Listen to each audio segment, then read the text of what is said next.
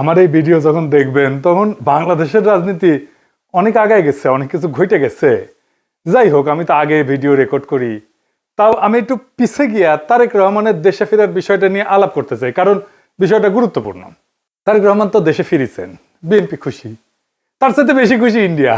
আমি মেনে মেনে করছি না। ইন্ডিয়া টুডে একটা বিশাল ফিচার ছাপিছে, দেখেন কেন তারেক রহমানের দেশে ফিরা ইন্ডিয়ার জন্য খুশির খবর। তারাই লিখেছে, Khaleda জিয়া's son in Bangladesh after 17 years. Why it's good news for India? কেন এটা ইন্ডিয়ার জন্য ভালো খবর, সুসংবাদ। ওরে বাবা, কি খুশি ইন্ডিয়া। কিন্তু তারেক রহমানের দেশে ফিরে নিয়ে কি কি বার্তা আপনি পেলেন, সেটা আমরা মোটামুটি তিনটা দিক থেকে বিচার করব। এক নাম্বার, উনি কেমনে ফিরলেন, উনার ফেরার ঘটনায় কে কি রোল প্লে করলো। দুই নাম্বার হইতেছে উনি কি বললেন, কেমনে বললেন। তিন নাম্বার হইতেছে উনার ফেরার ঘটনা নিয়ে গণমানুষের মধ্যে কি প্রতিক্রিয়া, এবং বাঙ্গু এলিট এস্টাবলিশমেন্ট এবং আওয়ামী লীগের মধ্যে কি প্রতিক্রিয়া।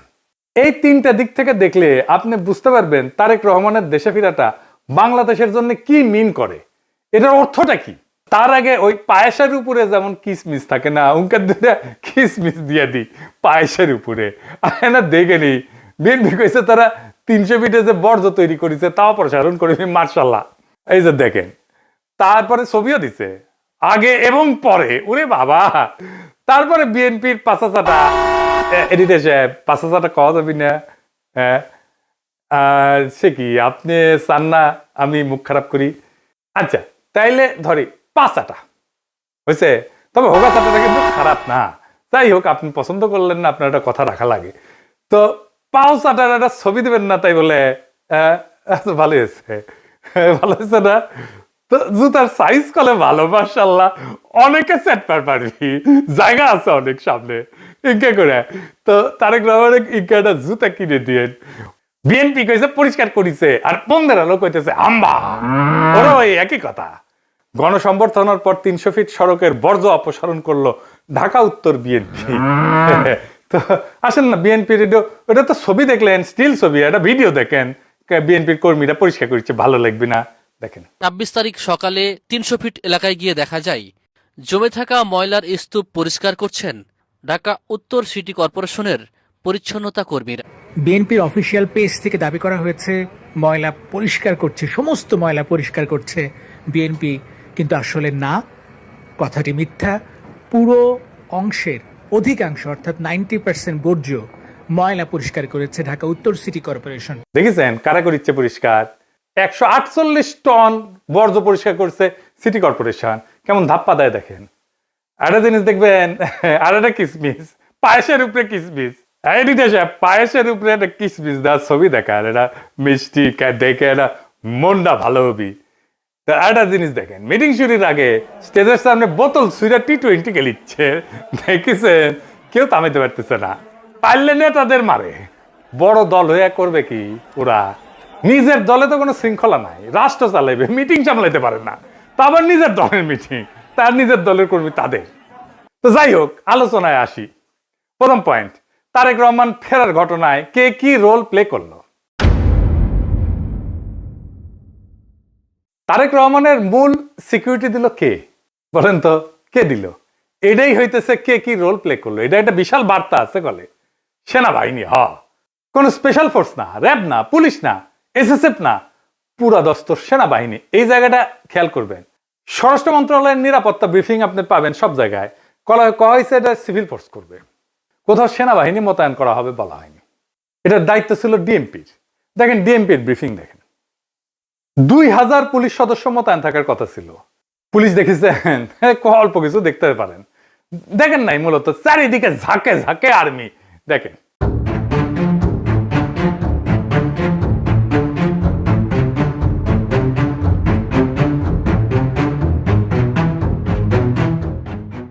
বাংলাদেশে কেউ কখনো এরকম নজিরবিহীন নিরাপত্তা পায় নাই, বাংলাদেশের ইতিহাসে পায় নাই, কোন রাষ্ট্রপ্রধান পায় নাই।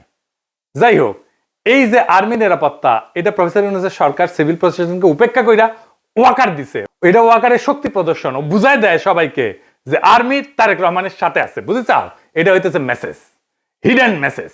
তারেক রহমান বাংলাদেশের নেক্সট প্রাইম মিনিস্টার হওয়া কন্টেন্ডার, সন্দেহ নাই, হইতে পারবে কিনা সেইটা সন্দেহ আছে। তো ওই তো একাই কন্টেন্ডার না, তাই না?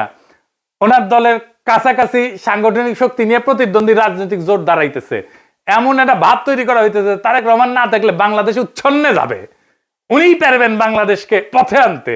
যাই হোক, আমরা পরের ইস্যুতে যাই। উনি কি বললেন, কেমনে বললেন, আমরা এই ইস্যুতে ফিরে আসব।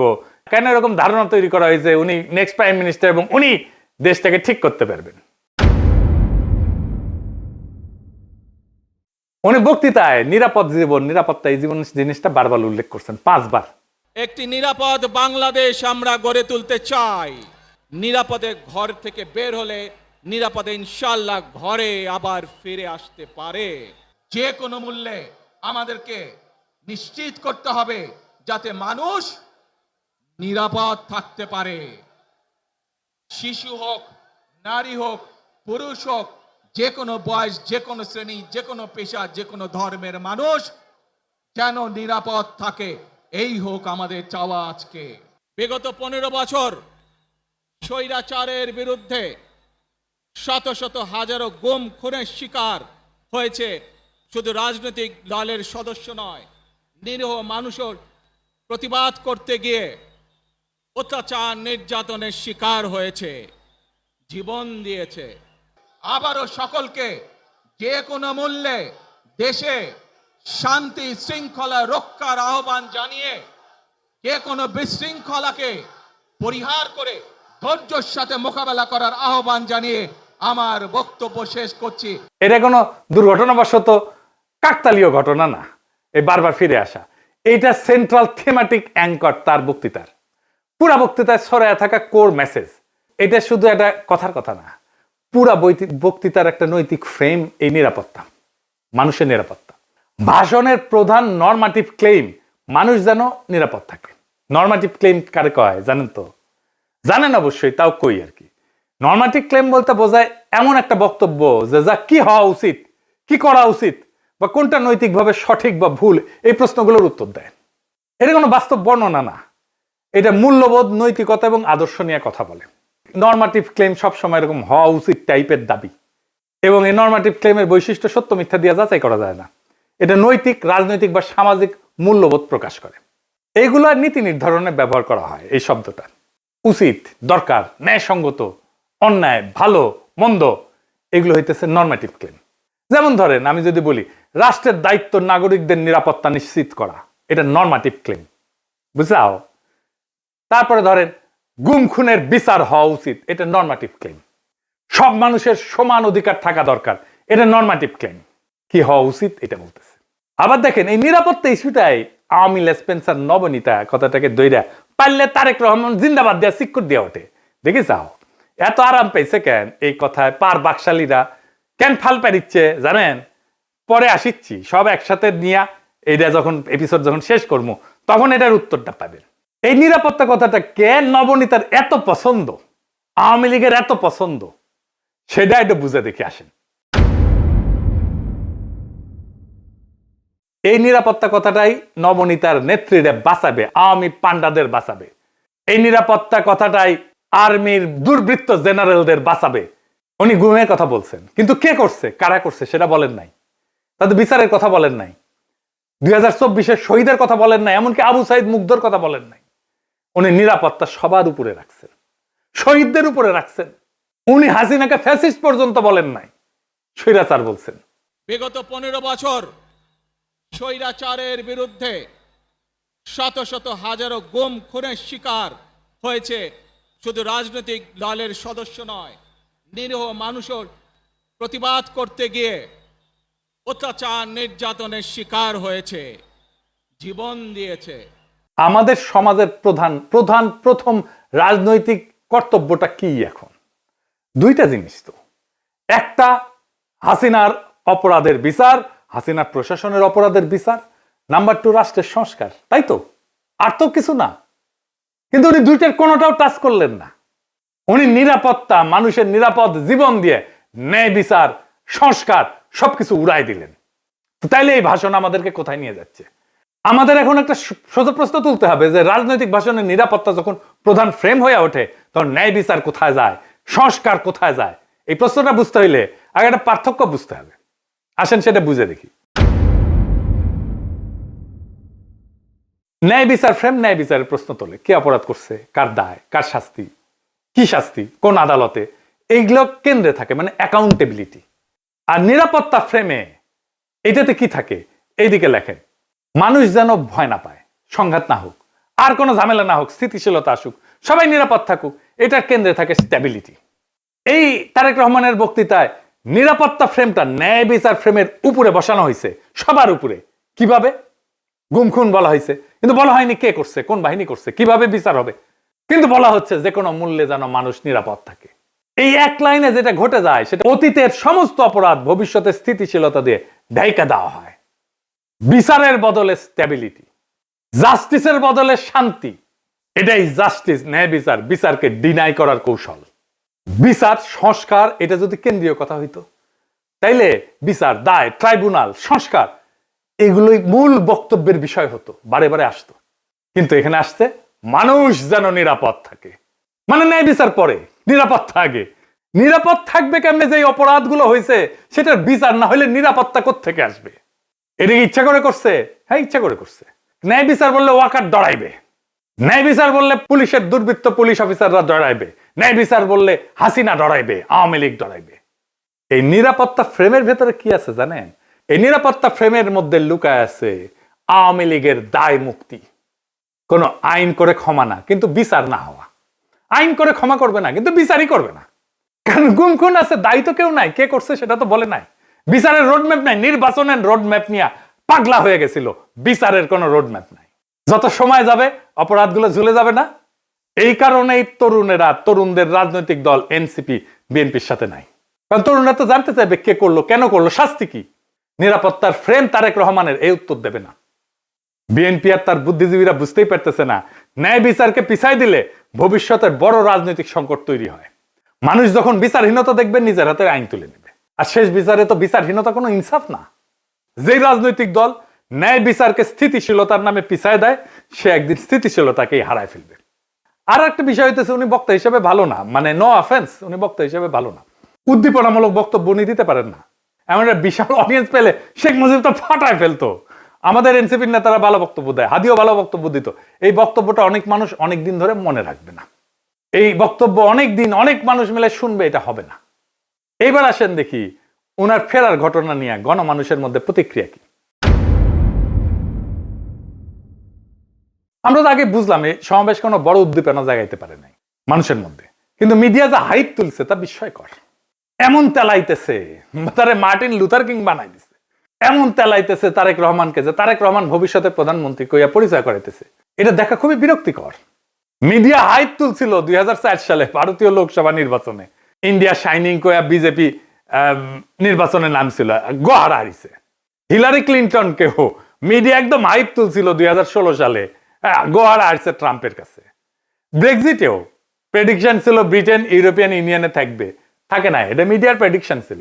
মিডিয়া ফ্রেম করতেছে তারেক রহমানকে ভবিষ্যতে প্রাইম মিনিস্টার হিসেবে, এটা হবে বিএনপির জন্য ডিজাস্টার। ঐতিহাসিকভাবে প্রমাণিত যে জনগণ মিডিয়ার ভুল বা বায়াস প্রেডিকশনকে কেবল ভুল হিসাবে পাঠ করে না, তারা এটাকে ম্যানিপুলেশনের চেষ্টা হিসেবে বোঝে।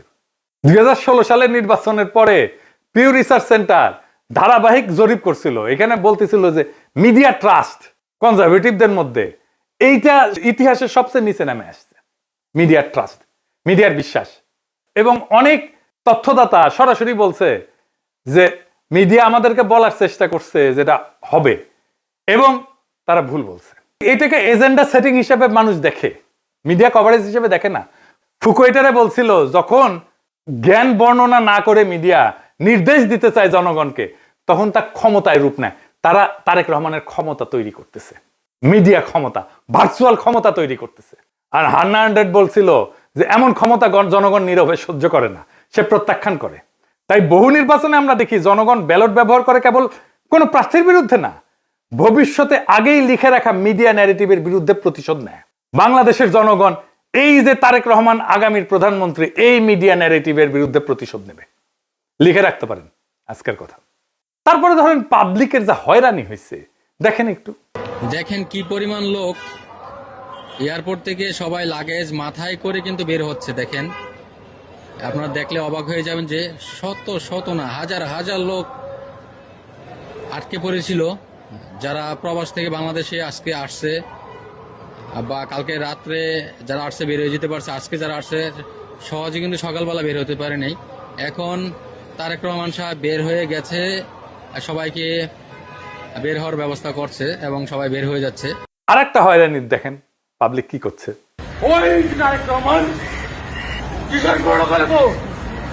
আপনি এগের যাত্রী কয়টা বাজছেন এখানে? আপনার অনুভূতি কি? মানে এই যে 2টা বাজে আসছেন, এখন 6টা বাজে। খারাপ লাগছে, মনে হচ্ছে লোকটারে পায়ে জুতা দিতে পারতাম। খুবই কান্না পাচ্ছে, খুবই কি বলবো, ভাষায় প্রকাশ করতে পারতেছি না। একদিকে তো অসুস্থ লোক আসছিলকে দেশের বাড়ি চিকিৎসা করার জন্য, তারপরে এই পরিস্থিতি, দুঃখ লাগতেছে যে আমরা আইছি বাইরে থেকে, আজকে শখ করে একটা গাড়ি নিয়ে আসছে আর এই গাড়ি আমার এয়ারপোর্টের মধ্যে ঢুকতে দিল না। আমি এইভাবে ঠেলিয়ে ঠেলে নিতেছি, এতে তো আমার কাছে ওইটাই মনে হয় যে আমরা মনে হয় যে অপরাধী করছি। তারেক রহমানকে যে বাংলাদেশের ত্রাতা হিসেবে দেখানো হইতেছে, বাঙ্গু সুশীলদের শিরোমণি মতিউর রহমান কইছে যে দেশে রাজনৈতিক শূন্যতা চলতেছে, তারেক রহমান আরো আগে আসলে ভালো হইতো, মানে এই শূন্যতা কাটতো। শুনেন, আমি ব্যক্তিগতভাবে এটা মনে করি যে দেশে একটা রাজনৈতিক শূন্যতা রয়েছে, চলছে, এটা একটা বিপজ্জনক। আমি সবসময় ভাবতাম বা এখনও মনে করি যে বিএনপির ভারপ্রাপ্ত চেয়ারম্যানের আর একটু আগে, বেশ একটু আগে যদি আসতে পারতেন, তাহলে এক্ষেত্রে হয়তো বিএনপি এবং দেশের মধ্যে একটা ভালো সুবিধাজনক অবস্থা তৈরি হতে পারত। তাকে বাংলাদেশের রাজনীতিতে অপরিহার্য প্রতীকে পরিণত করা হয়েছে। তারেক রহমানের রাজনৈতিক শক্তি যেদিন থেকে তারেক রহমানকে রাজনীতিতে অপরিহার্য প্রতীকে পরিণত করা হয়েছে, তারেক রহমানের রাজনৈতিক শক্তি সেদিনই শূন্য হয়ে গেছে। তারেক রহমানকে ছাড়া বিপ্লব হইল না একটা, ওনাকে ছাড়া তো, ওনাকে ছাড়া দেশ বাঁচবে না, রাষ্ট্র বাঁচবে না, এটা একটা কথা। জনগণের কোনো এজেন্সি নাই, যে নেতাকে অপরিহার্য বানানো হয় সে আর কোনো রাজনৈতিক অ্যাক্টর থাকে না, সে পরিণত হয় একটা স্থির মূর্তিতে যাকে সবাই রক্ষা করে কিন্তু কেউ চালাইতে চায় না। কারণ রাজনৈতিক অ্যাক্টর হওয়ার মানে হইল সিদ্ধান্ত নেওয়া, আর অপরিহার্য হওয়ার মানে হইল সিদ্ধান্ত এড়ায় যাওয়া। সিদ্ধান্ত মানেই ঝুঁকি, আর ঝুঁকি মানেই প্রতীকের ক্ষয়। তাই সেই নেতার চারপাশে এমন এক সুরক্ষা বলয় তৈরি করা হয় যেখানে প্রত্যেকটা সম্ভাব্য সিদ্ধান্ত আগে আটকায় যায়। সে কথা বলে সাবধানে, নড়ে অনুমতি নিয়া, কার্যত উন্নতের সিদ্ধান্তের বাহক হইয়া ওঠে। আর সে ব্যর্থতার দায় নিতে পারে না, কারণ দায় নেওয়া মানেই তো মানুষের কাতারে নামায় না, সেই প্রতীক ভেঙে যাওয়া, যে অপরিহার্য ফ্রেম তৈরি করা হয়েছে, এই ন্যারেটিভ ভেঙে যায়। ফলে রাজনীতি ব্যক্তির হাত ধরে আগায় না, ওই ব্যক্তিকে ঘিরে জমে থাকে, জমাট হইয়া থাকে। তারেক রহমান কোনো সিদ্ধান্ত নিতে পারতেছে না, আমি দেখাই দেবো সিদ্ধান্ত নিতে পারতেছে না, ওটা আমি দেখাই দেবো এই কয়েকদিনের মধ্যেই। এই অবস্থায় নেতার উপস্থিতি শক্তির চিহ্ন না, বরং স্থবিরতার প্রমাণ। অপরিহার্য নেতা মানে শক্তিশালী নেতা না, অপরিহার্য নেতা মানে এমন একজন যাকে ব্যবহার করা যায় না, শুধু পাহারা দেওয়া যায়। তাই দেখতেছেন না, খালি পাহারা আর পাহারা, নজিরবিহীন পাহারা। এত পাহারা বাংলাদেশের ইতিহাসে কেউ পায় নাই। উনি কিচ্ছু করতে পারবেন না, রাজনীতি তো দূর কি বাদ, কিছুই করতে পারবেন না। আর বড় দল কিন্তু চিপসের প্যাকেটের মতো বেশিরভাগই বাতাস, মিচিয়ানা চিপস। দলের প্রধান নেতা আসবে, মির্জা ফখরুল বলল তারেক রহমান যেদিন আসবে সেদিন দেশ যেন কাঁপে ওঠে, কাঁপুনি দেবে। আমি আপনাদেরকে জানাতে চাই, নেতা যেদিন আমাদের আসবেন, যেদিন বাংলাদেশে পা দেবেন, সেদিন যেন সমগ্র বাংলাদেশ কেঁপে উঠে। বন্ধুগণ, এই কাপাকাপি করতে গিয়া একটা প্রোগ্রাম নিছে, পঙ্গু হাসপাতালে আহত জুলাই যোদ্ধাদের দেখতে যাবে তারেক রহমান। আসার পরে দেখা গেল পঙ্গু হাসপাতালে জুলাই যোদ্ধা নাই, একজনও নাই। এটা কারোই মাথায় আসেনি, তারেক রহমানেরও মাথায় আসেনি যে ওখানে আসলে কেউ আছে। 3টা না 4টা প্রোগ্রাম তো কয়দিনে, তাই না? এতদিন ধরে প্রস্তুতি নিচ্ছে। আচ্ছা, জুলাই যোদ্ধা কে কে আছে? উনি গেলে কোন ওয়ার্ডে যাবেন, কার সাথে দেখা করবেন, কি নিয়ে যাবেন, কোনো পরিকল্পনা নাই। এই হইতেছে রাষ্ট্র ক্ষমতায় যাবে যে দল, সেই দশের প্ল্যানিং দেখেন। রাজনীতি আগাইলো, ওনারা তো কাঁপাইতে চাইতেছেন, রাজনীতি করতে চাইতেছেন না, স্পেকটাকাল দেখাইতে চাইতেছেন। পলিটিক্যাল লিডারের স্পেকটাকাল হইতেছে তার বক্তৃতা, তার রাজনীতি। কত লোক দেখতে আসছে জনসভায়, কত লোক হাজির হয়েছে, এটা স্পেকটাকাল না। কাঁপায় দিছে কিনা, এটা পলিটিক্যাল স্পেকটাকাল না। আর পাবলিক সাফারিংস, এইটার জন্য কি পাবলিক সাফারিংস হয়েছে? তাহলে ফাইনালি ওনার যে এই হোম কামিং, দেশে ফিরে আসা, এর পিছনে আসলে কি? এইটা হইতেছে এক ত্রিভুজ প্রেমের লম্বা কাহিনী। ত্রিভুজ প্রেম করলে এটা ঠিক জমে না, অন্য কিছু কইলে ভালো হইতো, আর একটু দুষ্টু কথা কইলে ভালো হইতো, আমি আর কইব না ওইটা। তো যাই হোক, বুঝাই দিয়েছেন কি কইতে চাইতেছি আর কি, বুঝছাও তো। মানে ত্রিভুজ প্রেমে তো একজনের ছেঁকা খাইতে হয়, এটি না, এটি 3জনই মজা পায় আর কি, বুঝছাও। তো যাই হোক, তো এই ত্রিভুজ প্রেমের 3 অ্যাক্টর হইতেছে ওয়াকার, এডিটর সাহেব, এটা ত্রিভুজ আকার, এটা ওয়াকার একদিকে বিএনপি আর ইন্ডিয়া। ওয়াকার আর দুর্বৃত্ত জেনারেলের লাগবে গুমের বিচার থেকে বাঁচা, ইন্ডিয়ার লাগবে আগের জমিদারি ফিরে পাওয়া, আর বিএনপির লাগবে ক্ষমতা। এই 3 শক্তি এক হইছে, একজনকে আর একজনের লাগবে। ওয়াকারের বিএনপি আর ইন্ডিয়াকে লাগবে, বিএনপির ওয়াকার আর ইন্ডিয়াকে লাগবে, আর ইন্ডিয়ার ওয়াকার আর বিএনপিকে লাগবে। কি মজা! এইটাই হইতেছে বন্দোবস্ত, এদের মধ্যে বন্দোবস্ত হয়ে গেছে। ইন্ডিয়া আনন্দবাজারে রিপোর্ট করে ইঙ্গিত দিছে আমরা আছি তারেক রহমানের সাথে, ওয়াকার শক্তি দিয়ে ইঙ্গিত দিছে আমরা আছি তারেক রহমানের সাথে, তারেক রহমান বক্তৃতা দিয়ে ইঙ্গিত দিছে আমরা আছি তোমাদের সাথে। শান্তি আর শান্তি, নিরাপত্তা, এর বাইরে আর কিছু হবে না। গুমের বিচার হবে না, সংস্কার হবে না, কিসের ভাল। আর আওয়ামী লীগ নমনেতাদের দিয়ে বার্তা দিছে। শুধু তাই না, এই যে দেখেন আশরাফুল আলম খোকন, হাসিনার পিএস, কি বলে দেখছেন? তারা বলে তারা বিএনপির পাশে দাঁড়াইছে। আবার দেখেন আরেকজন, দেখেন আওয়ামী লীগ, তার প্রোফাইল পিকচার দেখেছেন? হ্যাঁ, সঞ্জিদা খাতুনের ছবি দিছে, তা সেরা ছবিটা দিছে, দুঃখ ভাব একটু, বুঝছাও তো। ওই কয় যে গরু দুধ দেয় তার নাকি লাথি খাওয়া যায়, মানে বিএনপি দুধ দিচ্ছে এখন। বিএনপির আবার দুধও আছে। না আছে তো, না আছে আছে, সত্যি আছে, আমি মিছা কথা কইতেছি না, আমি দুষ্টামি করিছি না। বিএনপির দুধু আছে, আসলেই আছে। এই যে দেখেন বিএনপির দুধু, দেখি বিএনপির দুধু আছে, তো বিএনপির দুধু দিয়ে দিছে আওয়ামী লীগকে। যাই হোক, আপনি কিছুদিন পরে দেখবেন পার নাস্তিক গুলা দাঁড়াইতেছে বিএনপির পাশে এবং তারা বলতেছে আমরা বিএনপিকে ভোট দিব। আমি দেখাই দিব, বলতেছে তারা পার নাস্তিক, যাদেরকে ঘৃণা করেন আপনারা। বিএনপিকে ক্ষমতা আনার জন্য এই সবগুলো শক্তি এক হয়েছে। কেন্দ্র দখল করবে, প্রশাসনকে কাজে লাগায়, পুলিশকে কাজে লাগায়, গুন্ডা আর হুন্ডা দিয়ে নির্বাচন হবে, আর্মি বসে থাকবে, অথবা আর্মিও পিটাবে পাবলিককে, ব্যালট বাক্স লুট হবে। আওয়ামী লীগের পুরো সংগঠন বিএনপির জন্য কাজ করবে, টাকা আসবে, খালি টাকা আর টাকা, লুট করা টাকা ফেরত আসবে কিছু। নির্বাচন প্রচারণার জন্য এই 4 বান্ডেল দিলাম ব্যানার পিস্টন করার জন্য, আর এটি লাগাইবা শুধু মোটরসাইকেল বহরের জন্য। মোটরসাইকেল নিয়ে আসবা 7টা, ঠিক আছে, দেখে নিয়ে আসবা। আর এটি রাখো শুধু নির্বাচনের দিন চা সিগারেট খাওয়াইবা মানুষকে। আর এই 7-8 বান্ডেল যেটি আছে, সকালবেলা সীসা খাইবা, হ্যাঁ সীসা খাইবা বৈশা। আমি পাস করবো না, সমস্যা নেই। সেই টাকা বিএনপি নির্বাচনের জন্য কাজে লাগবে। এই জন্য খোদা বক্সকে সরাই দিছে প্রফেসর ইউনূসের সরকার। প্রশাসন, পুলিশ, জেনারেলরা মাথায় রাখেন, এই নির্বাচন আমাদের আজাদির নির্বাচন। সংসদের কাজ রাষ্ট্রে ইনসাফ কায়েম করা। আমার আগের ভিডিওটা দেখে নিয়েন, বিস্তারিত আলাপ করছি কিভাবে সংসদ আইন তৈরির মাধ্যমে সমাজের মাঝে থাকা ইনসাফের ধারণা রাষ্ট্রের আইনের মধ্যে ঢুকে দেয়। রাষ্ট্রকে ইনসাফমুখী করে তোলে সংসদ। এই ইনসাফের রাষ্ট্রই আমাদের আজাদির দিকে নিয়ে যায়। আমাদের প্রত্যেকটা ভোটকে আমাদের মাঠে রক্ষা করতে হবে। প্রশাসন যদি গণরায়কে ছিনায় নিতে চায়, তাহলে ভোট ডাকাতদের এইবার বিতাড়িত করব বাংলাদেশ থেকে। আর এইবার প্রশাসনের, পুলিশের কাউরে যদি পক্ষপাত করতে দেখা যায়, কোনো মাপ কিন্তু নাই।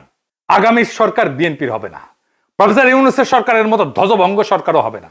তাই খুব খেয়াল, ভোট রক্ষার লড়াইয়ের জন্য তৈরি হন। এইবার ভোট দিলেই হবে না, কেন্দ্র পাহারা দিতে হবে, প্রত্যেকটা ভোটকে আমাদের রক্ষা করতে হবে।